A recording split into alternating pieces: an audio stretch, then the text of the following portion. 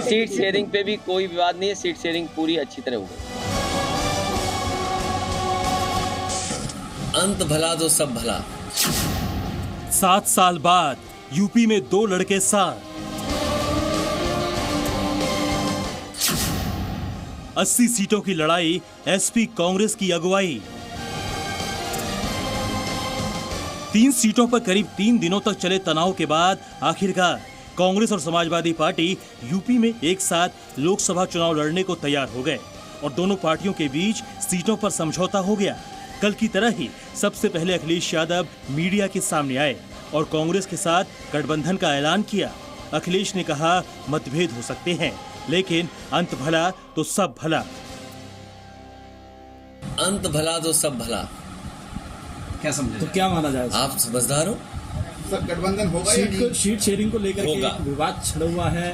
कोई विवाद नहीं है, आपके सामने सब चीजें साफ हो जाएंगी बहुत जल्दी। इंचार्ज पांडे जी ने कहा है बीएसपी के लिए कि उनके लिए अभी बात सब पुरानी हो गई। अरे कहीं आपने दरवाजा बंद तो नहीं कर दिया? कितनी पुरानी बातें बता रहे हो। मैंने आपसे क्या कहा, कितना अच्छा सवाल पूछा, कितना अच्छा जवाब दिया मैंने। अखिलेश ने भले ही अंत में सब कुछ भला होने की बात कह दी, मगर कहीं न कहीं सीटों के इस पूरे विवाद में अखिलेश कांग्रेस पर 20 पड़ते नजर आए, क्योंकि अखिलेश ने पहले ही कह दिया था कि 17 सीटों पर कांग्रेस तैयार होगी तभी गठबंधन होगा, और आखिरकार वही हुआ। कांग्रेस और एसपी में 17 सीटों पर फॉर्मूला तय हुआ। कांग्रेस ने मुरादाबाद सीट की मांग छोड़ दी। कांग्रेस को सीतापुर सीट दी जाएगी, जबकि हाथरस की सीट समाजवादी पार्टी के पास रहेगी। वहीं एसपी वाराणसी से उम्मीदवार वापस लेगी। सीट शेयरिंग में कोई बात नहीं है, जो बातचीत होनी थी वो बातचीत हो चुकी है पूरी। सीट शेयरिंग पे भी कोई विवाद नहीं है, सीट शेयरिंग पूरी अच्छी तरह हो गई। खबरों के मुताबिक कांग्रेस और समाजवादी पार्टी के बीच हुए इस समझौते की बागडोर प्रियंका गांधी ने संभाली, जिसके बाद गठबंधन की गांठ खुल गई। इससे पहले 3 लोकसभा सीटों पर पेच फंसा हुआ था। मुरादाबाद, बलिया, बिजनौर सीट पर खींचतान थी।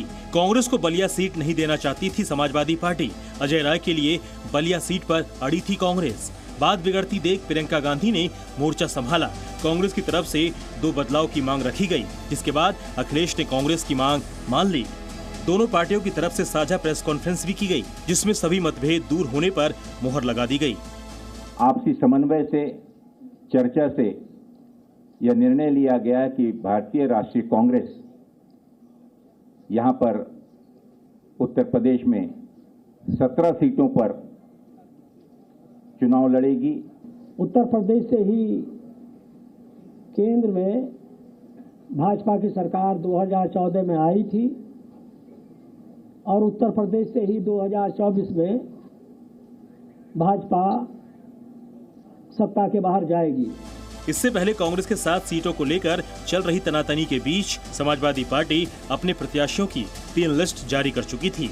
एसपी ने पहले लिस्ट में 16 उम्मीदवार, दूसरे लिस्ट में 11 उम्मीदवार और तीसरे लिस्ट में 5 उम्मीदवारों के नाम का ऐलान किया था। मगर अब कांग्रेस के साथ गठबंधन के बाद एसपी की लिस्ट में कुछ बदलाव किए जा सकते हैं। साथ ही अखिलेश यादव राहुल गांधी की न्याय यात्रा में भी शामिल हो सकते हैं, क्योंकि अखिलेश ने पहले ही कहा था कि जब तक सीटों पर समझौता नहीं हो जाता तब तक वो यात्रा में शामिल नहीं होंगे। कई सूचियां उधर से आई, सूची इधर से भी गई। जिस समय सीटों का बंटवारा हो जाएगा, समाजवादी पार्टी उनकी न्याय यात्रा में शामिल होगी।